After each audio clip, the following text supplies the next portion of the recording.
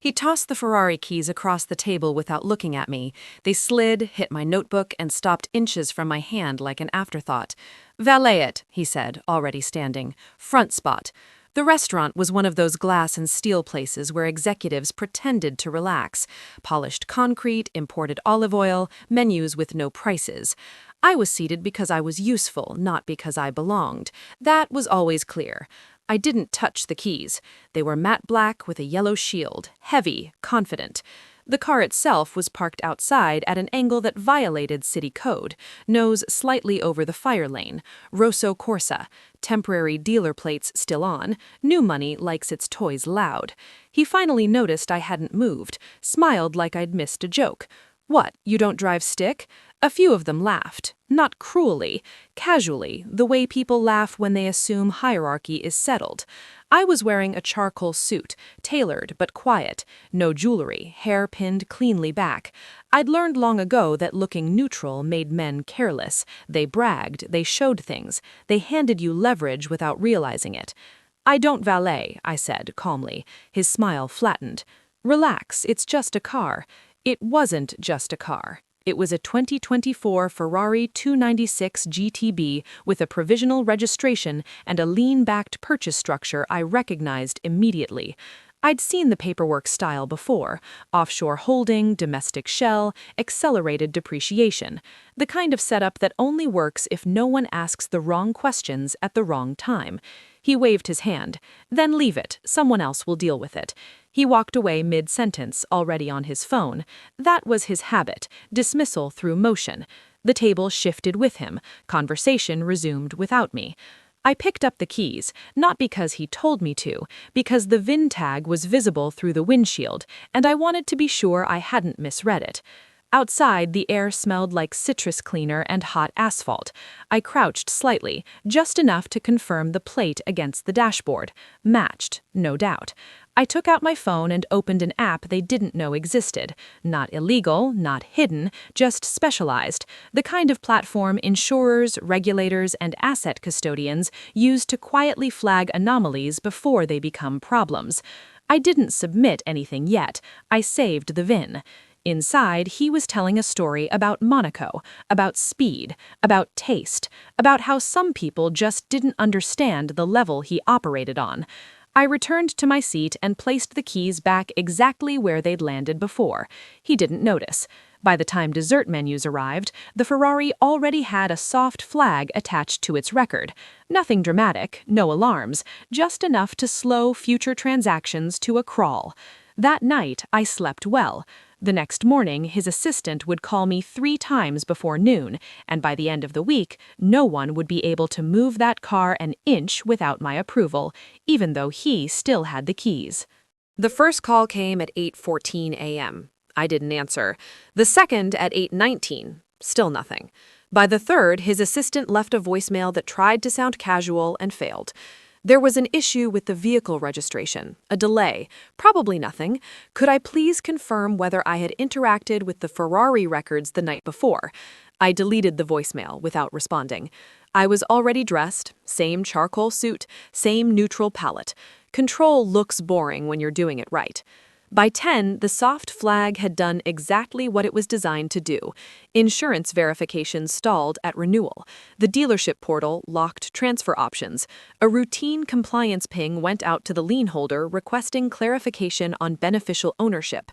No sirens, no accusations, just friction. Expensive friction. He showed up at my office just before noon without an appointment, confidence cracking at the edges.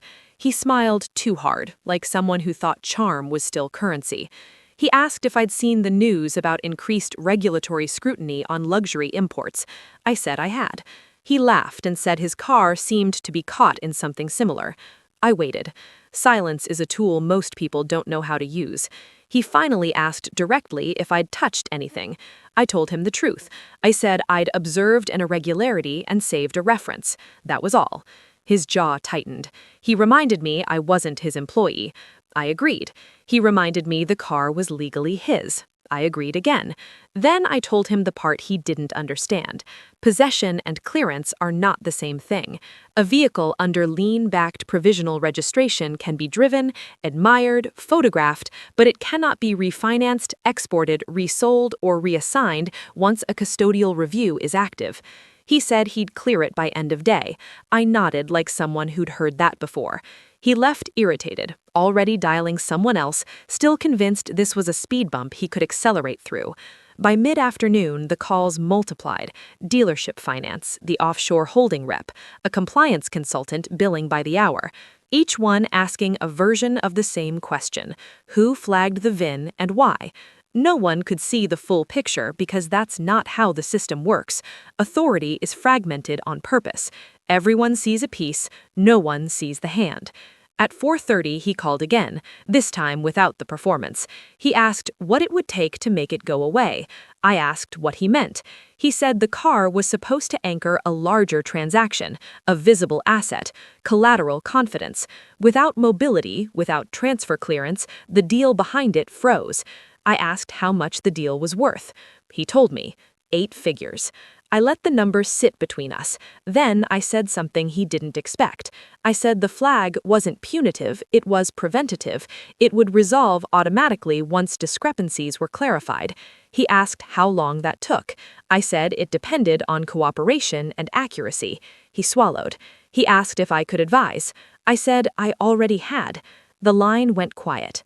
That night, the Ferrari stayed exactly where it was, parked, perfect, untouchable.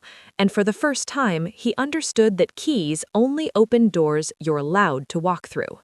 By the next morning, the entire operation had shifted. Every party involved in the chain, the lien holder, the dealership, the offshore trustee, knew there was a discrepancy. Nothing illegal, nothing public, just an invisible thread tying the car's fate to my discretion. He tried everything, calls, emails, messages through intermediaries. I answered none. By 10, his frustration was audible through the third-party consultant he finally hired. He didn't understand the patience game. I did. Every inquiry bounced back with delays, clarifications, requests for documentation. I'd watched the transaction unravel from the shadows, a silent conductor guiding an orchestra of compliance. He came to my office personally that afternoon, face tight, suit impeccable, charm stripped to necessity. "You're making this difficult," he said. I nodded. "I'm maintaining order." He tried persuasion, money, threats disguised as suggestions. I listened. Not a word moved me. Not because I was cruel, because influence is invisible until it's too late. Hours passed, calls multiplied, the chain reaction tightened around the Ferrari. Deals that depended on its mobility paused. Partners waited, lawyers analyzed, auditors questioned. He watched, powerless, realizing that a car, even his car, was subject to a system larger than his whims. By evening, the deal that had brought him to my table was in stasis. He could drive the car, shine it, admire it, but any transaction requiring clearance would be frozen, and I controlled the key to that motion. He left the office finally, exhaustion written in posture, recognition dawning slowly. That night, I reviewed the VIN one more time. Smooth, decisive, correct. The next morning, my phone rang. Not him, someone else, a partner in the frozen deal, asking for clarification, guidance. I gave it, just enough. The Ferrari remained untouchable, the asset anchored without force. Weeks passed. He learned a lesson he didn't realize he needed. Influence isn't possession. Control isn't visibility. Authority isn't dominance.